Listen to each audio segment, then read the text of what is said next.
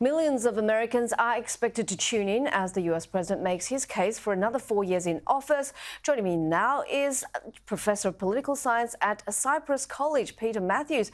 Great of you to join us, Peter. And, if you were advising Joe Biden on the what and the how of this speech, what would you say?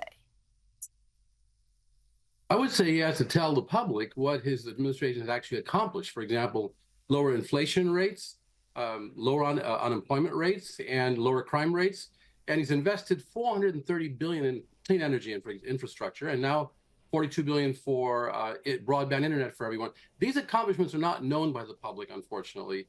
And he's got to trumpet this, no pun intended. He's got to trumpet his accomplishments so he can show the public that he needs 4 more years to continue and to get it all done, but that he's got quite a bit done already. And that should be a big task tonight. Also, they'll be looking to see if he's vigorous and not, there's been some concern about his age, but he can dispel that the way he presents himself tonight. Of course, allaying those age concerns is going to be a major part of the theatre tonight. But in terms of foreign policy, what would his stance need to be? Well, he needs to tell the American people that, we're not going to withdraw from the world. We should be engaged in a very positive way. We should always negotiate when we can and support our allies where we have to, but also to start making sure that the United States is a force for peace and justice in the world.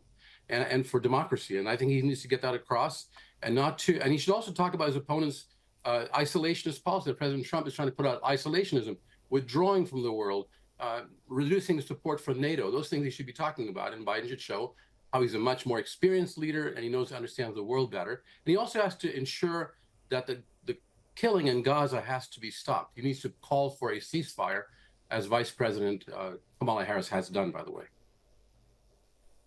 Now, from here on in until the actual election, do you think we're just going to see, more displays of political dysfunction in the US? Between now and the election is the most usually a dysfunctional time for the Congress because people are fighting and bickering over what seems advantageous to them, usually politically. And that's unfortunate because we need to really have the government work and operate, with election or not, in a very positive way to promote the public good. And we hope that the Republicans would come together and compromise with President Trump on the border issue, for example. He's waiting for that border bill to be passed that he and others have actually worked out a compromise on. What's that? Well, that means, for example, not only saying we have to have border patrol, we also have to have more immigration judges that can actually hear asylum cases more often, more readily. Those kinds of things have to be balanced. The border patrol, yes, more of them, but also more immigration judges. And that was the program that was in the new bill, but it's not been passed by the Congress, the House, because President Trump told them not to pass it. What I meant was, compromise, balance, those things pretty alien to a Trump presidency. Yes, indeed. And that's a real danger, I would say. And democracy requires that, Lay. It requires that we reason together, that we use evidence for evidence-based decisions on evidence, scientific evidence, empirical evidence, and also on our heartfelt desire to build a better world for all of America, not just one group or the other, not just Democrats or Republicans, but for everyone together and promote the common good. And that is something I'm afraid I haven't seen too much of that in President Trump's administration in the previous 4 years when he was in power. And we need to really work on that. I think President Biden has to keep emphasizing that. That's the way to go forward. So now that Nikki Haley has dropped out from the race, how do you think a Trump-Biden rematch is going to play out this time?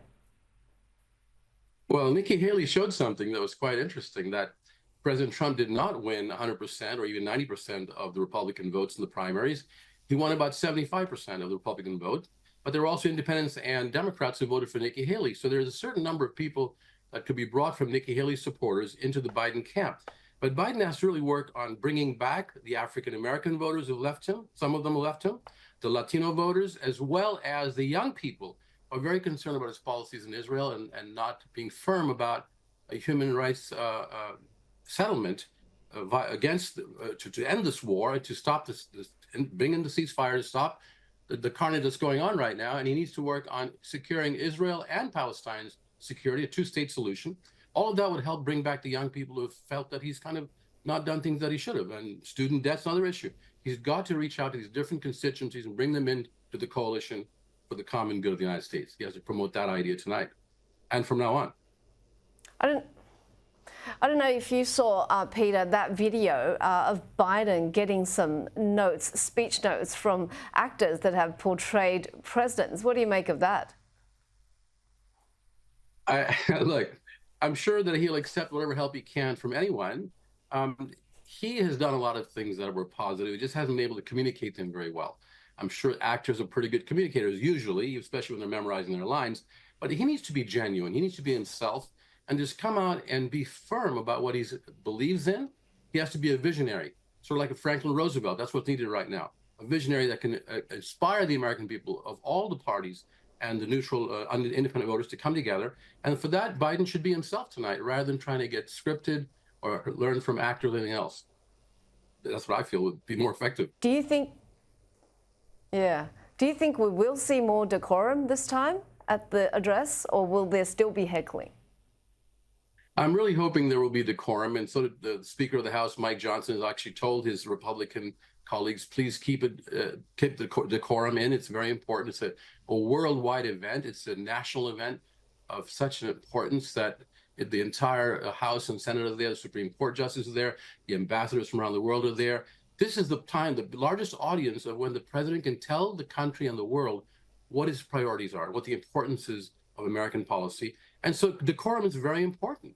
Last year, there was not much decorum, and yet Biden was able to turn that to his advantage through some humorous interaction with the Republicans, getting them to actually say they would not cut Social Security. But now we need decorum. This is a very serious time. We have a big election coming up, a very important one.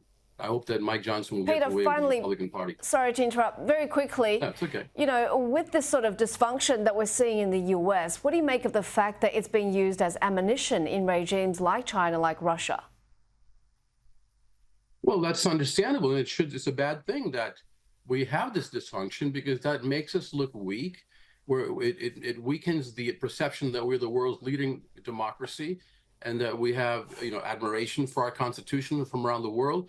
And here we have seen this dysfunction where the Congress cannot even seem to operate in a cohesive manner to be able to come together with the president and get policies passed that are so important right now, internationally and domestically. Thank you so much for your time, and we'll be speaking to you, I guess, later on for more analysis. Professor Peter Mathews from Cypress College.